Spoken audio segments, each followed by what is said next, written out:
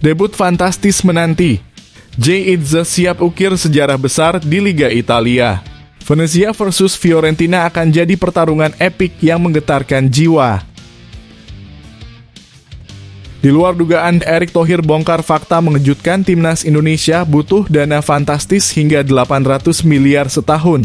Apa yang terjadi di balik anggaran fantastis ini? Berikut ini ulasan lebih jelasnya. Terungkap, Sintayong didera ketakutan timnas Indonesia harus hadapi monster Arab Saudi di kualifikasi Piala Dunia 2026. Begini persiapan Sintayong untuk hadapi Arab Saudi. Nasib berbeda. Justin Hubner dipinggirkan di Wolves U21 sementara Ivar Jenner bersinar terang di Liga 2 Belanda. Berikut ini ulasan lebih lengkapnya. Rahasia Erick Thohir terbongkar. Begini cara Marcelino Ferdinand menembus aturan super ketat Inggris untuk bermain di Oxford United. Kejutan, Sintayong kebanjiran tawaran iklan di Indonesia, publik terpana dengan popularitas sang pelatih. Pengorbanan tragis Elkan Bagot menolak Inggris dan Thailand demi Indonesia, tapi malah terlupakan. Dari Korea ke Thailand, Asnawi Mangkuala makin bersinar, kapten timnas Indonesia siap taklukan Liga Thailand. Begini kisah menariknya. Sebelum masuk pembahasan, mohon subscribe channel ini agar tidak ketinggalan berita timnas Indonesia. Debut fantastis menanti. Jay Itzes siap ukir sejarah besar di Liga Italia. Venezia versus Fiorentina akan jadi pertarungan epik yang menggetarkan jiwa. Media Italia telah mengeluarkan ramalan yang mengguncang dunia sepak bola. Bintang baru timnas Indonesia, Jay Itzes, diprediksi akan tampil sebagai starter dalam laga penuh gengsi antara Venezia dan Fiorentina di Liga Italia musim 2024 hingga 2025. Jika prediksi ini benar, Jay Itzes tidak hanya akan menorehkan tinta emas dalam sejarah sepak bola, tetapi juga akan menjadi simbol kebangkitan pemain Indonesia di panggung paling bergengsi di Italia. Pertarungan sengit ini akan berlangsung di Stadio Artemio Franchi, jantung Florence, Italia, pada Minggu 25 Agustus 2024, tepat pukul 23.30 waktu Indonesia Barat. Laga ini bukan hanya sekadar pertandingan biasa, melainkan arena gladiator di mana Jay Itzes akan membuktikan dirinya sebagai sosok tangguh yang siap menaklukkan Serie A. Liga yang dikenal keras dan penuh intrik. Laga ini juga akan menjadi momen yang dinantikan oleh seluruh pencinta sepak bola Indonesia. Sebelumnya, Jay Itzes terpaksa absen karena akumulasi kartu, sebuah kekosongan yang terasa begitu besar bagi lini pertahanan Venezia. Ketidakhadirannya bahkan membuat Venezia harus menelan pil pahit kekalahan 1-3 dari Lazio di pekan pertama Liga Italia. Kehadiran kembali Jay dalam skuad ibarat napas baru yang akan menghidupkan kembali semangat tempur Venezia. Tutto Venezia Sport, media Italia yang memiliki pengaruh besar, telah mengonfirmasi bahwa Jay Itzes akan menjadi bagian dari starting 11 melawan Fiorentina. Dalam laporannya disebutkan bahwa Jay dan Antonio Candela yang sebelumnya menjalani skorsing, kini kembali tersedia untuk dipanggil oleh pelatih Di Francesco. Ini adalah peluang emas bagi Jay Itzes untuk menunjukkan bahwa dia tidak hanya layak berada di sana tetapi juga pantas menjadi pilar utama timnya. Dengan segala potensi yang dimilikinya, Jay Itzes berada di ambang sejarah. Dia berpeluang menjadi pemain pertama dari Indonesia yang melakoni debut di Serie A. Ini bukan hanya tentang sebuah pertandingan, melainkan tentang sebuah perjalanan heroik yang akan diingat oleh generasi-generasi mendatang. Jay Itzes siap menulis kisahnya sendiri di panggung besar Liga Italia, dan dunia akan menyaksikannya.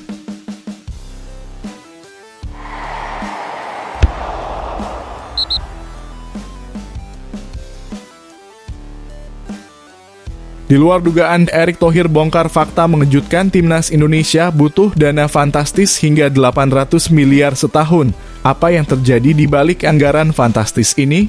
Ketua Umum PSSI, Erick Thohir, akhirnya mengungkapkan kenyataan yang menggetarkan dunia sepak bola tanah air. Dana yang diperlukan untuk mempersiapkan seluruh timnas Indonesia bisa mencapai angka yang mencengangkan, yakni hingga 800 miliar per tahun. Di bawah kepemimpinannya, PSSI telah memulai langkah ambisius untuk mempersiapkan tim nasional di berbagai tingkatan usia, dari senior, junior, hingga tim wanita dengan target yang begitu tinggi. Namun upaya besar ini tentunya membutuhkan dukungan finansial yang luar biasa besar. Dengan ketatnya persaingan di panggung internasional, Timnas Indonesia Senior kini telah memastikan tempat di putaran ketiga kualifikasi Piala Dunia 2026 zona Asia. Ini bukan sekadar perjalanan biasa, mereka akan melakoni laga kandang dan tandang yang tak terhitung, dari Arab Saudi hingga Jepang, Australia hingga Bahrain, bahkan ke Cina. Dan itu hanya untuk tim senior. Timnas U17 dan U20 juga tengah dalam persiapan intensif untuk menghadapi tantangan besar di depan mata dengan TC yang digelar di Bali dan Korea Selatan. Tidak ketinggalan, timnas wanita Indonesia pun telah memulai persiapannya dengan laga-laga persahabatan internasional. Semua ini membutuhkan biaya yang luar biasa besar. Erick Thohir mengakui anggaran besar ini tidak mungkin hanya bergantung pada pendanaan pemerintah. Meskipun pemerintah sebelumnya telah memberikan suntikan dana 120 miliar, jumlah itu hanyalah setetes air di lautan kebutuhan. Melihat kebutuhan mendesak ini, PSSI melalui PT Garuda Sepak Bola Indonesia telah menjalin kerjasama dengan Bank Mandiri yang berhasil mengamankan dana tambahan sebesar 80 miliar. Namun, dana ini hanya sebagian kecil dari keseluruhan kebutuhan. Erick Thohir dengan tegas menyatakan bahwa total dana yang dibutuhkan untuk mendanai seluruh aktivitas timnas Indonesia bisa mencapai angka astronomis 800 miliar, nyaris menyentuh angka 1 triliun. Ini adalah angka yang tidak main-main, yang menggambarkan betapa seriusnya upaya PSSI untuk menjadikan timnas Indonesia kekuatan yang diperhitungkan di kancah internasional. Erick juga menekankan transparansi dalam pengelolaan dana ini. Sebanyak 95% dari GSI dimiliki oleh PSSI, sementara 5%-nya dialokasikan untuk yayasan yang mendukung pemain dan mantan pemain timnas Indonesia. Ini menunjukkan komitmen PSSI untuk memastikan bahwa setiap rupiah digunakan dengan tepat dan dapat dipertanggungjawabkan. Dalam pernyataannya, Erick Thohir menegaskan bahwa anggaran yang besar ini sepenuhnya difokuskan pada persiapan dan pengembangan timnas Indonesia. Ini adalah investasi jangka panjang untuk memastikan bahwa skuad Garuda dapat bersaing di tingkat tertinggi. Dengan dana sebesar ini, Erick berharap lebih banyak dukungan dari sektor swasta untuk bergabung dalam membangun masa depan sepak bola Indonesia yang lebih gemilang. Kesimpulannya, angka 800 miliar ini bukan sekadar angka, ini adalah cerminan dari ambisi besar PSSI di bawah kepemimpinan Erick Thohir. Ini adalah perjalanan panjang yang penuh tantangan, namun dengan dukungan yang tepat, timnas Indonesia memiliki peluang besar untuk mengukir sejarah baru di panggung dunia.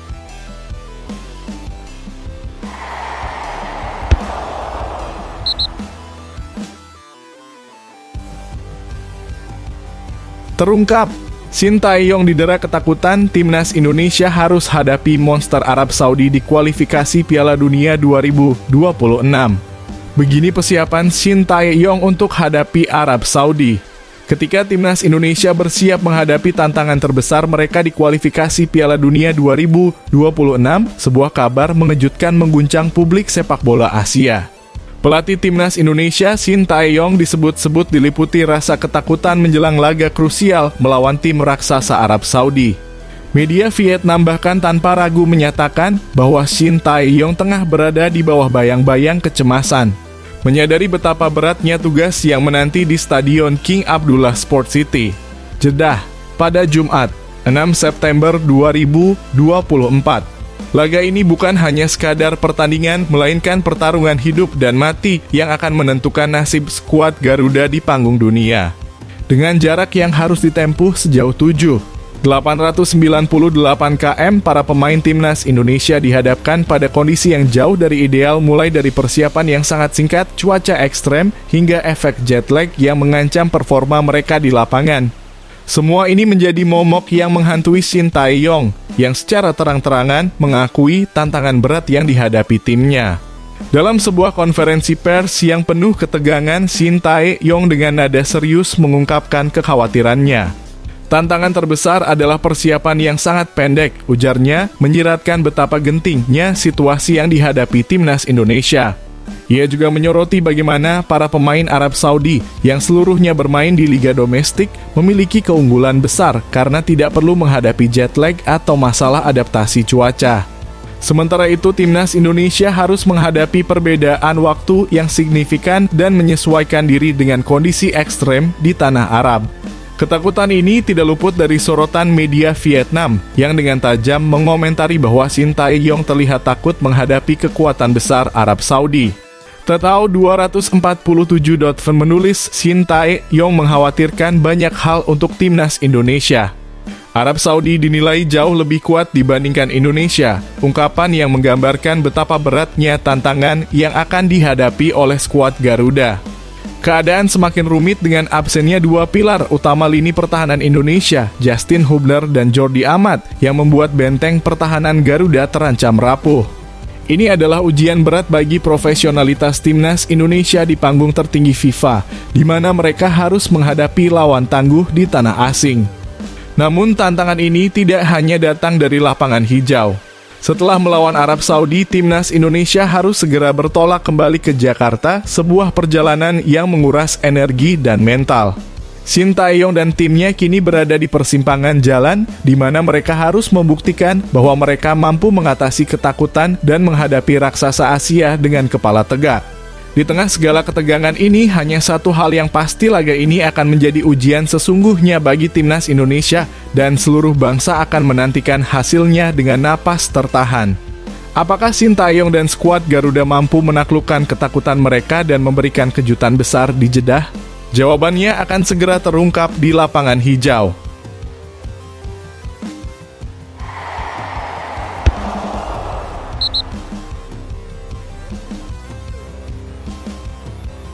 Nasib berbeda. Justin Hubner dipinggirkan di Wolves U21 sementara Ivar Jenner bersinar terang di Liga 2 Belanda. Berikut ini ulasan lebih lengkapnya. Dalam perjalanan karier para pemain Abroa timnas Indonesia, nasib Justin Hubner dan Ivar Jenner tampak terbelah oleh takdir yang berbeda. Keduanya sama-sama bertarung di pentas sepak bola Eropa, namun hasilnya sungguh mencengangkan. Di tengah malam yang dingin di Inggris, Justin Hubner harus menelan pil pahit ketika Wolverhampton Wanderers U21 tunduk di tangan Arsenal U21 dengan skor telak 1-3. Pertandingan yang digelar di Sir Jack Hayward Training Ground pada Jumat malam, 23 Agustus 2024 seolah menjadi saksi bisu dari nasib yang kurang bersinar bagi pemain muda berbakat ini.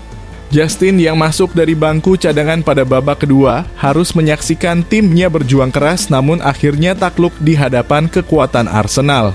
Meski begitu, kehadirannya di lapangan menjadi bukti bahwa sang pelatih masih menaruh kepercayaan padanya setelah sempat menjalani trial bersama klub Swedia, IFK Norrköping. Tetapi, apakah kepercayaan ini cukup untuk membalikan nasib Justin yang saat ini berada di ujung tanduk? Di sisi lain, di negeri kincir angin yang penuh dengan gemuruh supporter, Ivar Jenner justru melambung tinggi bak bintang yang baru bersinar terang. Dalam laga antara Jong Utrecht melawan De Graaf Afschap di Liga 2 Belanda, Ivar tampil gemilang sejak menit pertama hingga peluit panjang berbunyi. Di De Vitverburg-Doetinchem, Belanda, Sabtu dini hari, 24 Agustus 2024, gelandang muda timnas Indonesia ini membuktikan bahwa dirinya layak diperhitungkan. Dengan nilai 6,5 dari SofaScore, Ivar Jenner tak hanya menunjukkan ketenangan di lapangan, tetapi juga keahliannya yang luar biasa. Tercatat 53 kali ia menyentuh bola dengan akurasi umpan mencapai 70%. Satu umpan panjang yang akurat menjadi bukti bahwa Ivar tidak hanya andal dalam bertahan, tetapi juga mematikan dalam menyerang. Pertahanan lawan harus berhadapan dengan tackle-nya yang sukses, 3 intercept yang brilian, dan 1 blok yang mematahkan serangan musuh. Statistik ini jelas menegaskan bahwa Ivar Jenner adalah pemain kunci Jong FC Utrecht. Dua pemain muda ini meski berada di bawah bendera yang sama, kini menghadapi perjalanan yang sangat berbeda di Eropa. Justin Hubner masih berusaha keras untuk menunjukkan bahwa ia pantas berada di level tertinggi, sementara Ivar Jenner sudah mulai menjejakkan namanya di peta sepak bola Belanda. Bagaimana kisah mereka akan berlanjut? Apakah nasib akan berpihak kepada Justin atau apakah Ivar akan terus bersinar tanpa hambatan? Hanya waktu yang akan menjawab misteri ini.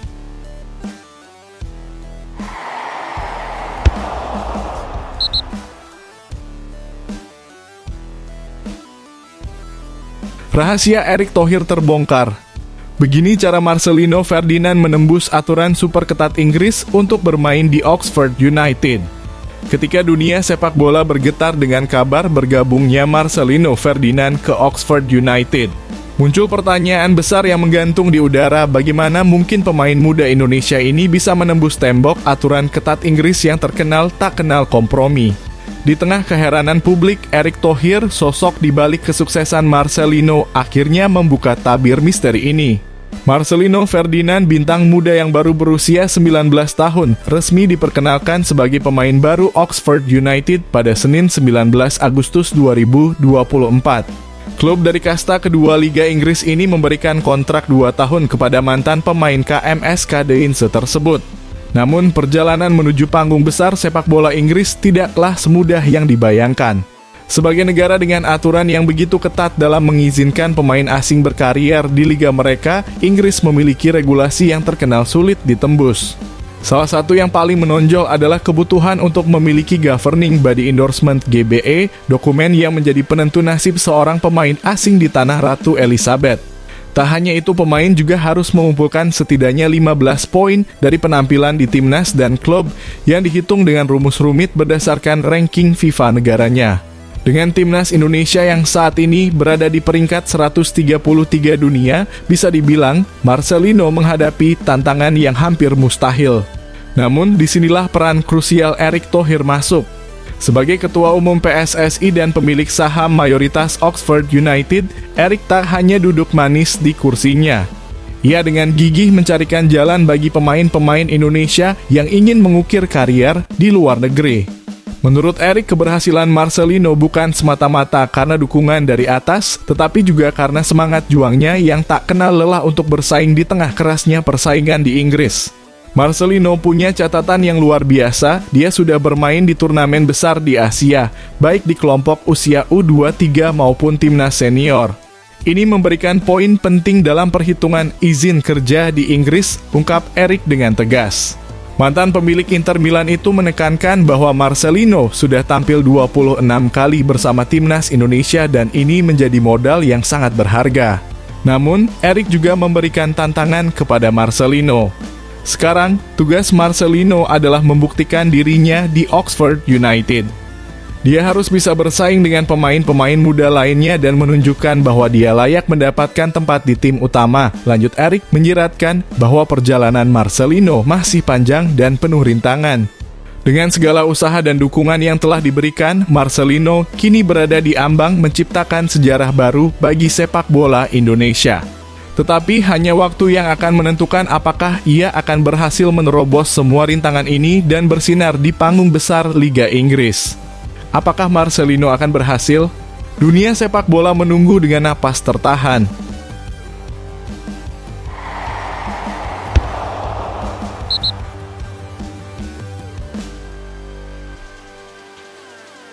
Kejutan, Sintayong kebanjiran tawaran iklan di Indonesia, publik terpana dengan popularitas sang pelatih. Siapa sangka menjadi pelatih timnas Indonesia bisa membawa berkah yang begitu melimpah bagi Sintayong. Pria asal Korea Selatan ini bukan hanya sukses memimpin timnas merah putih di lapangan, tapi juga mendapati dirinya menjadi bintang yang dicari-cari oleh dunia periklanan Indonesia. Dalam sebuah pengakuan mengejutkan, Sintayong mengungkapkan bahwa sejak mengambil alih posisi pelatih timnas Indonesia, ia telah kebanjiran tawaran untuk membintangi berbagai iklan. Sesuatu yang tak pernah ia alami selama melatih timnas Korea Selatan, bahkan di ajang sebesar Piala Dunia. Saya lupa, mungkin sudah sekitar 10 iklan, ungkap Sintayong dengan nada terkejut saat diwawancarai oleh Bola Sport. Yang lebih mencengangkan lagi, ketika ia melatih timnas Korea Selatan, tawaran seperti ini tidak pernah menghampirinya. Namun begitu ia menginjakkan kaki di Indonesia dan mulai menukangi skuad Garuda, tiba-tiba saja pintu rezeki terbuka lebar dalam bentuk tawaran iklan yang tak terhitung jumlahnya. Bagaimana tidak di Indonesia, nama Shin Tae-yong dilulukan layaknya pahlawan nasional. Setiap kali ia datang ke stadion, tak kurang dari 80.000 penonton serempak meneriakan namanya menggema di seluruh penjuru stadion. Bukan nama pemain bintang seperti di Korea, tetapi justru nama Shin Tae-yong yang terus diteriakan menunjukkan betapa tingginya penghargaan publik Indonesia terhadap sang pelatih. Seakan belum cukup, Shin Tae-yong juga mengungkapkan bahwa ada 10 tawaran iklan lagi yang masih menunggu untuk dijadwalkan syuting. Dengan banjirnya tawaran ini, PSSI sampai harus turun tangan untuk mengatur hak citra sang pelatih dengan ketat, memastikan bahwa segala sesuatu berjalan sesuai aturan. Meskipun tawaran iklan terus mengalir deras, Shin Tae-yong menegaskan bahwa fokus utamanya tetaplah sepak bola. Ia menolak tawaran untuk menjadi bintang di acara TV, memilih untuk mencurahkan seluruh perhatiannya pada tugasnya sebagai pelatih. Selama saya masih menjadi pelatih, saya lebih baik fokus sepenuhnya pada sepak bola daripada tampil di acara TV, tegasnya. Bahkan ketika rumor mulai beredar bahwa bayaran Shin Tae-yong sebagai bintang iklan jauh lebih besar dari gajinya sebagai pelatih, ia dengan tegas membantah. Gaji sebagai pelatih masih lebih besar dari iklan, tutupnya menepis segala spekulasi yang ada.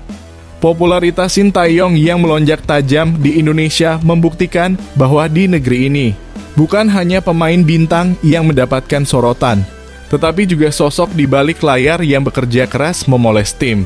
Dan dengan segala pencapaiannya sejauh ini, Shin Tae-yong telah membuktikan bahwa ia bukan sekadar pelatih, tetapi juga ikon baru yang dicintai publik Indonesia.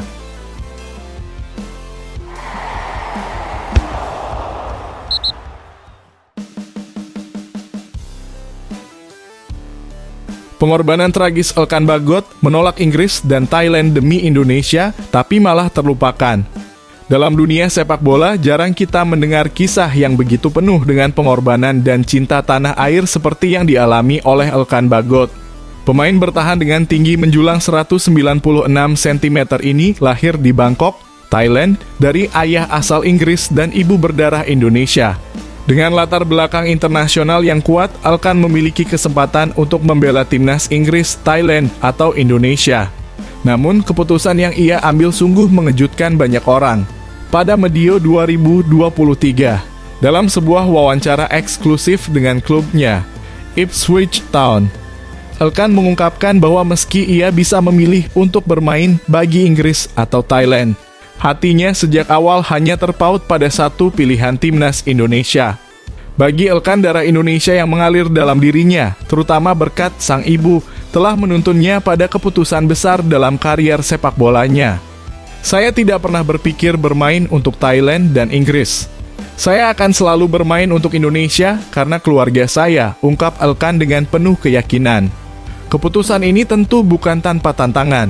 Bayangkan di usia remaja, Elkan Bagot bahkan harus berjuang keras hanya untuk mendapatkan perhatian dari PSSI. Meski telah mengirim email yang tak terbalas, Elkan tak menyerah. Berkat bantuan seorang teman dan agen, ia akhirnya berhasil menjalin kontak dengan PSSI yang kemudian membuka pintu bagi karier internasionalnya bersama Timnas Indonesia.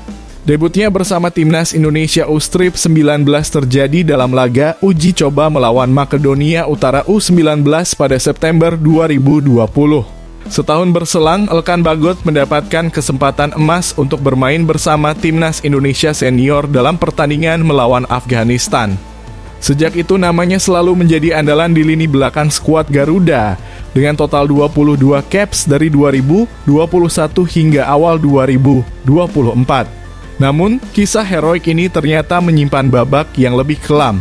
Setelah membela Timnas Indonesia di Piala Asia 2023 pada awal Februari 2024, Elkan Bagot tak lagi dipanggil oleh pelatih Shin Tae-yong. Bahkan ketika Timnas Indonesia bersiap menghadapi laga krusial melawan Arab Saudi dan Australia pada awal September 2024, nama Elkan tak lagi masuk dalam daftar pemain pilihan sang pelatih. Keputusan Shin Tae-yong ini tentu menimbulkan tanda tanya besar. Bagaimana bisa seorang pemain yang telah mengorbankan begitu banyak, bahkan menolak negara-negara besar seperti Inggris dan Thailand, justru kini terabaikan oleh tanah air yang begitu ia cintai? Apakah ini hanya sementara atau Elkan benar-benar akan terlupakan? Kisah Elkan Bagot adalah bukti nyata betapa cinta tanah air dapat mengalahkan segala godaan duniawi. Namun pengorbanan besar ini juga membawa pertanyaan penting, apakah Indonesia akan terus menghargai pemain yang telah memberikan segalanya demi skuad Garuda, atau justru melupakannya di saat ia paling membutuhkan?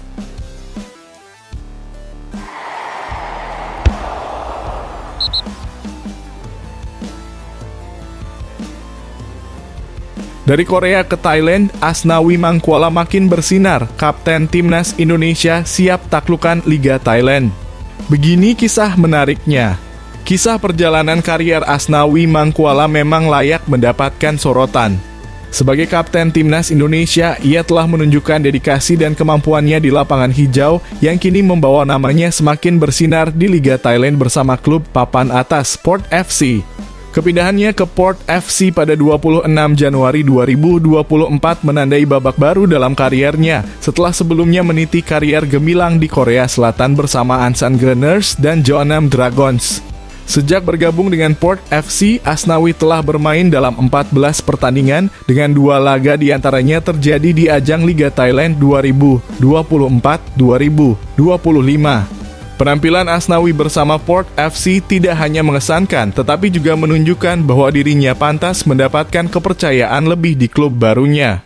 Perjalanan Asnawi di musim ini dimulai dengan penuh kehati-hatian, hanya bermain selama 10 menit dalam kemenangan 3-1 Port FC atas Rayong FC. Namun dalam waktu singkat, ia mampu mencuri perhatian sang pelatih. Pada pekan kedua Liga Thailand, saat Port FC menghadapi Chiang Rai United, Asnawi diberi kesempatan bermain penuh selama 90 menit. Hasilnya, ia berhasil memberikan assist krusial yang membantu Port FC meraih kemenangan telak 5-1. Aksi gemilang ini menunjukkan bahwa Asnawi Mangkuala bukan hanya sekadar pemain biasa di Port FC. Sebagai Kapten Timnas Indonesia, ia membawa semangat dan keterampilan yang membawanya menjadi pemain yang diperhitungkan di Liga Thailand. Dengan performa yang semakin cemerlang, Asnawi tidak hanya menjadi pilar penting bagi Port FC tetapi juga memperkuat posisinya sebagai salah satu pemain terbaik dari Indonesia yang berkarier di luar negeri.